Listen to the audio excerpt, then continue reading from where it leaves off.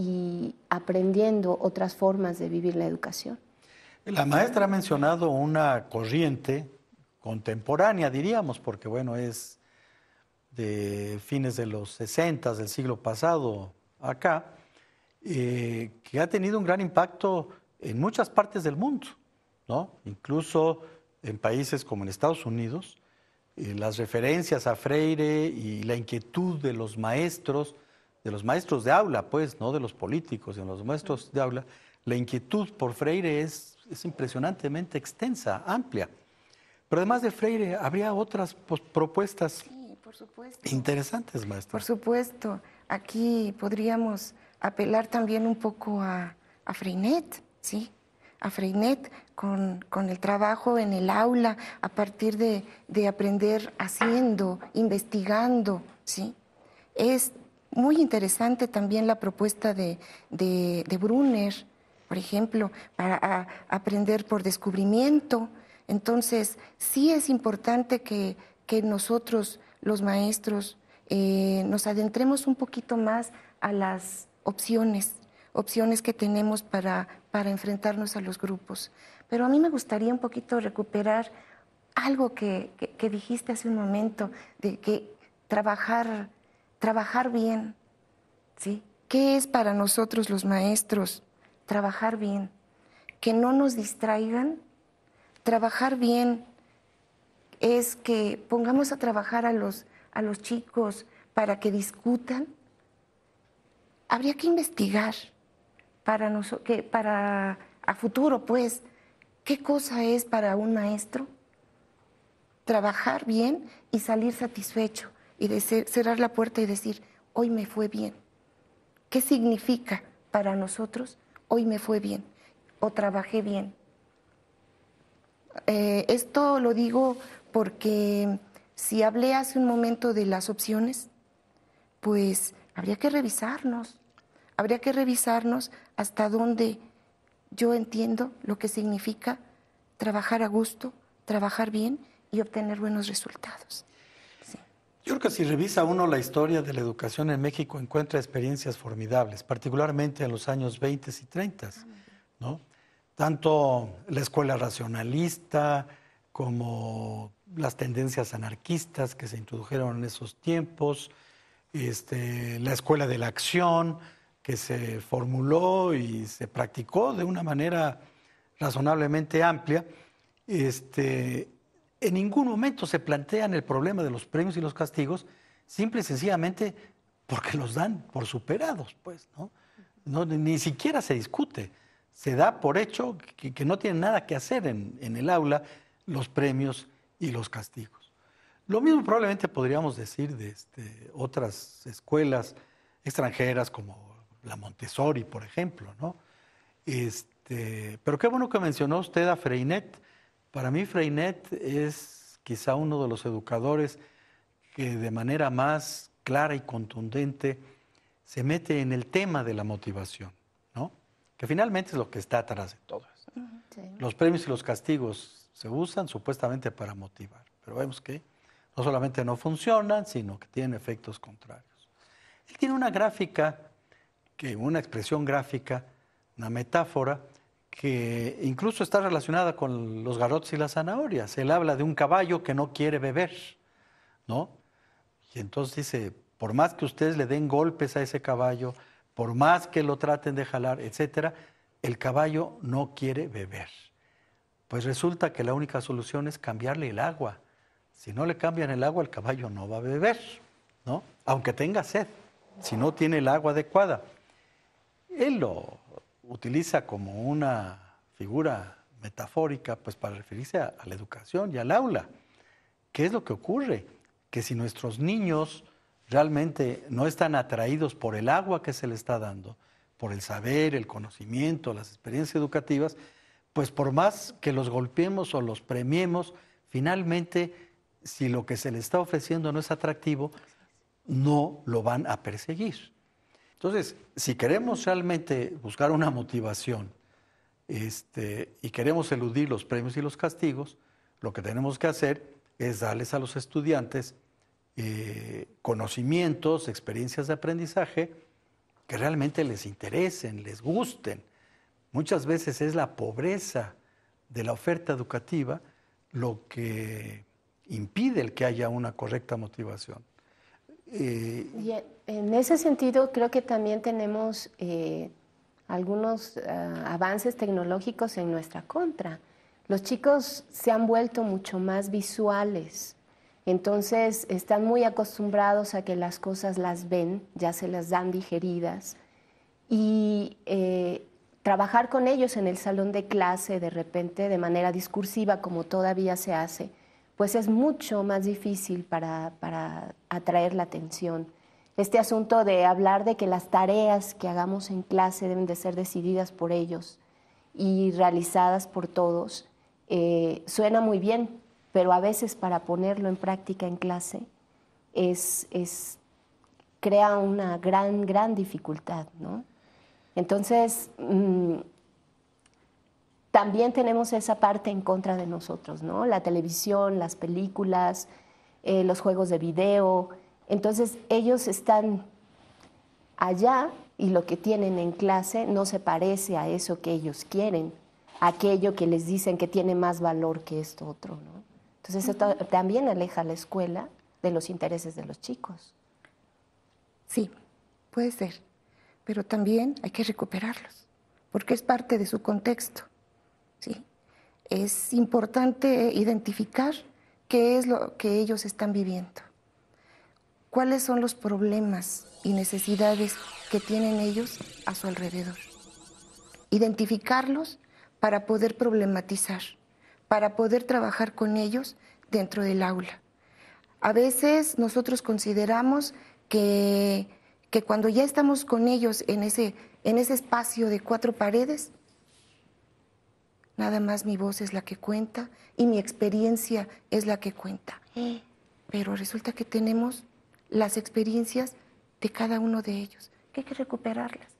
Puede ser que esté en contra porque hay programas de televisión que a veces dan conocimientos muy ajenos a la realidad, es cierto, pero que podríamos recuperar para poder contrastar.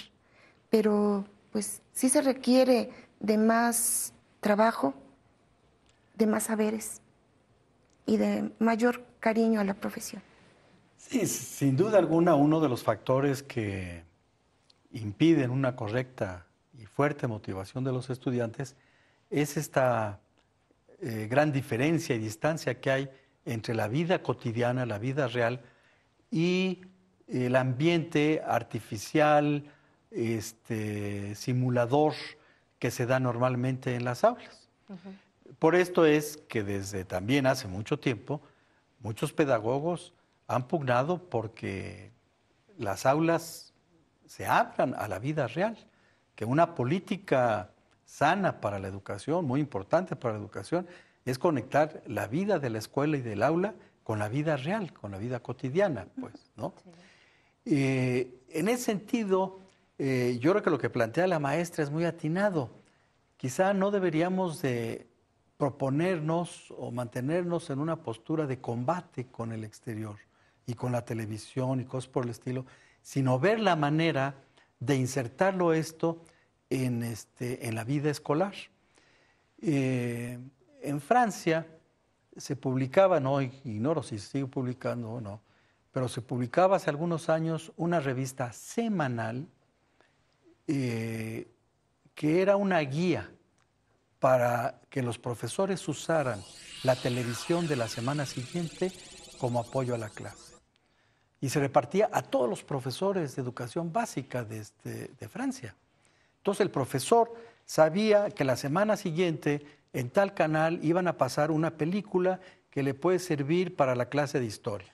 Y que en tal canal a tal hora iban a pasar una película que le puede servir para la clase de ciencia, etcétera, etcétera. Entonces, en vez de pelearse con la televisión, en vez de pelearse con el exterior, en vez de pelearse con el mundo real, lo que se propone es busquemos que la vida real se meta dentro de la escuela y hagamos de la escuela un espacio para analizar esa vida real con los estudiantes, para trabajarla y como un instrumento de desarrollo de los estudiantes. Me parece que es una postura muy sana y de otra manera el estarnos siempre peleando con la realidad no nos conduce a mayores. Bueno, yo más bien no lo veía como pelearme con la realidad, ¿no? Sino también identificar por qué razón inmediatamente los chicos no están motivados con lo que les estamos planteando en la escuela, ¿no?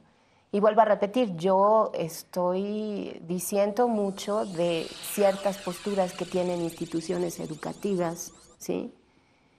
Precisamente por eso, porque no se está tomando en cuenta esa situación, ¿no? Entonces, por eso decía yo que había que caminar, ¿sí?, a un ladito de esa posición para ir buscando espacios donde podemos mostrarle a otros que sí hay maneras de hacerlo, ¿sí?, y que además es gozoso hacerlo, ¿no? Muy bien. Miren, vamos a hacer una breve pausa para escuchar una entrevista y después pasaremos al siguiente bloque en donde vamos a continuar con esta discusión. Seguramente la entrevista nos dará incluso más elementos para ir concretando algunas propuestas, ¿sí?, que es finalmente de lo que se trata, ¿sí? Muchas gracias.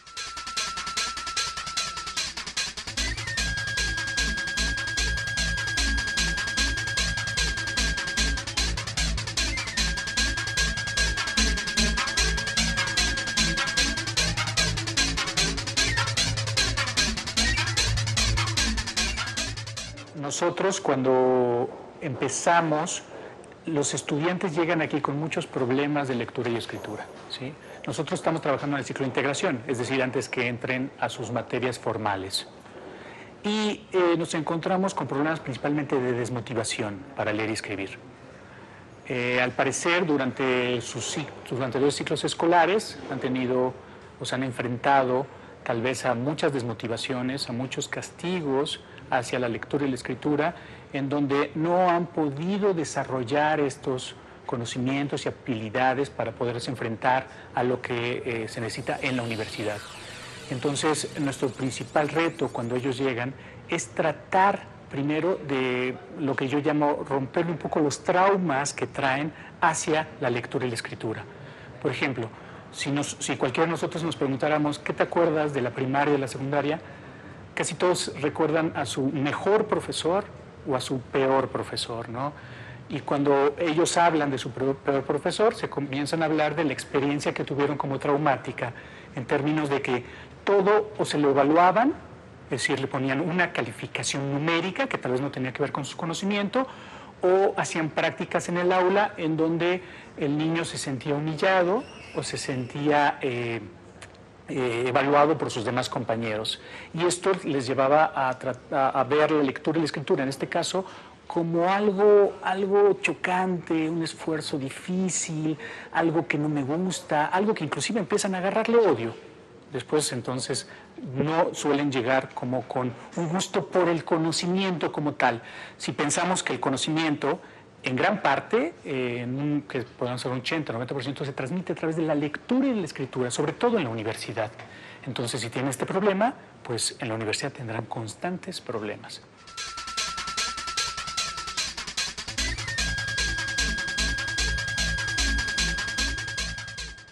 Ese es uno de los problemas a los que esta universidad se enfrenta con mayor frecuencia. Muchos de los estudiantes que llegan a la universidad, como esta universidad no pide un examen de ingreso como tal, muchos de estos estudiantes han sido rechazados de otras universidades o han cursado la primaria, la secundaria y la preparatoria en sistemas educativos que sus certificados realmente no están avalando los conocimientos que traen.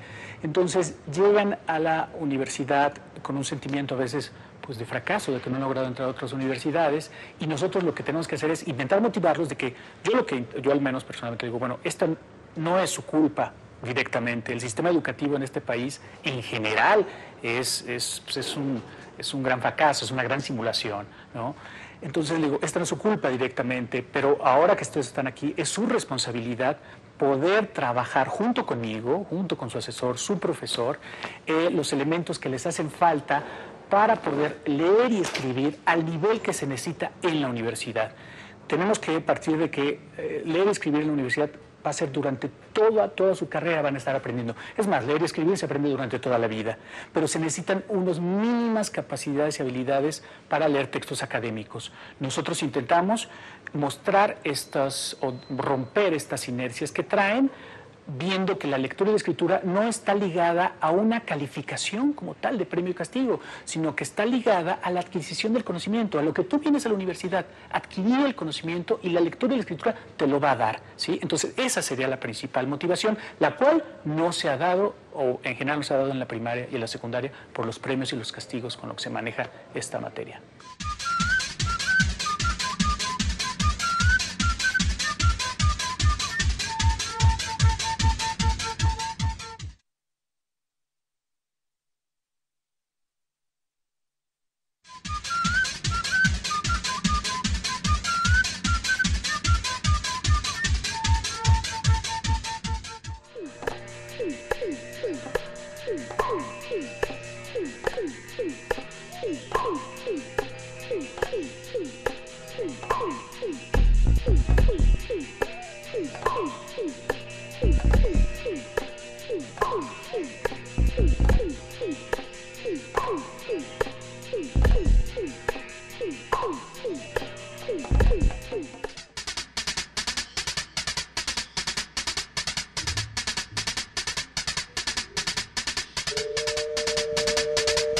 El reto es dilucidar.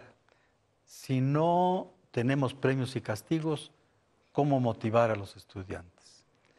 Probablemente podríamos hacer algunas recomendaciones de carácter general, pero también algunas específicas.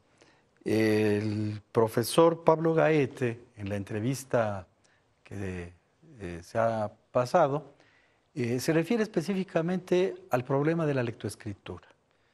Y usted, maestra, señalaba esta posible contradicción que hay entre lo audiovisual y la lectoescritura. Yo coincido plenamente. Me parece que efectivamente lo audiovisual está trabajando en contra de la lectoescritura.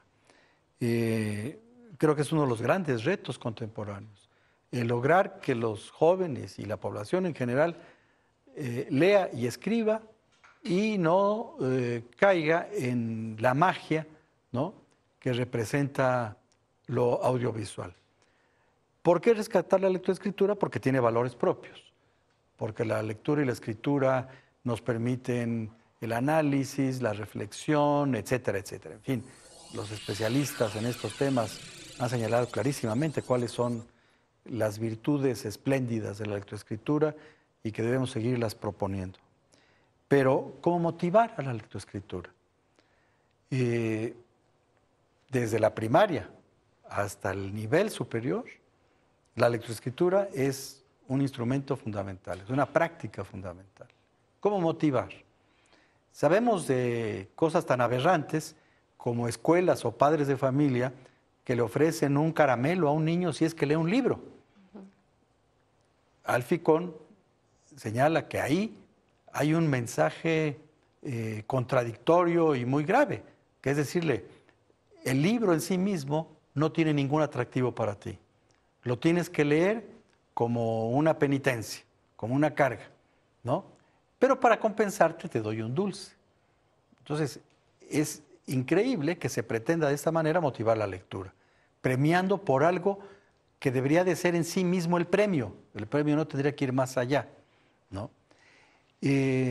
Así como tenemos que buscar formas para motivar prácticas educativas específicas, también, repito, podríamos hablar de ciertas prácticas generales. Seguramente ustedes dos, en su experiencia, pues han ideado ya algunas formas para lograr esta motivación que se necesita en el aula. Sería interesantísimo que nos refirieran algunas de estas experiencias. Pues aquí podríamos hablar de lo que es el aprendizaje colaborativo, así como una estrategia, ya una estrategia metodológica que da lugar a que los estudiantes se encuentren comprometidos con la tarea Y con esto pues recuperamos igual a Alfie Kohn cuando nos dice que bueno, hay motivaciones intrínsecas y extrínsecas. Y cuando los muchachos, cuando los estudiantes se comprometen a trabajar de manera colaborativa, estoy plenamente convencida de que la motivación va a ser intrínseca, porque ellos van a trabajar por y para la tarea. Esa puede ser una forma, trabajo colaborativo. Otra podría ser a partir de lo que es la enseñanza situada, ¿sí? Una enseñanza situada que nos dice, bueno, es importante el contexto, es necesario que se recupere el contexto para poder trabajar con los estudiantes, porque ellos se interesarán de lo que está ocurriendo afuera y lo van a trasladar al salón de clase. Podría ser algunas formas de trabajo. Hay dos propuestas concretas ahí. En este caso. ¿No? Bueno, yo también tendría una que a mí me gusta mucho y la disfruto muchísimo, y creo que también eso es una de las cosas necesarias. El docente que la va a implementar tiene que disfrutarla, ¿no? Entonces, considero que una forma de acercar a los chicos a la lectura, al texto, es buscar textos que hablen de conflictos que ellos reconocen y que ellos viven y que a ellos los cuestionan, quisieran encontrar tal vez una forma de resolverlo, ¿no? Este asunto de la separación entre los padres. Una de las estrategias que yo trabajé con los chicos es elegir un texto narrativo de un dramaturgo mexicano, que es Miguel Ángel Tenorio, y que precisamente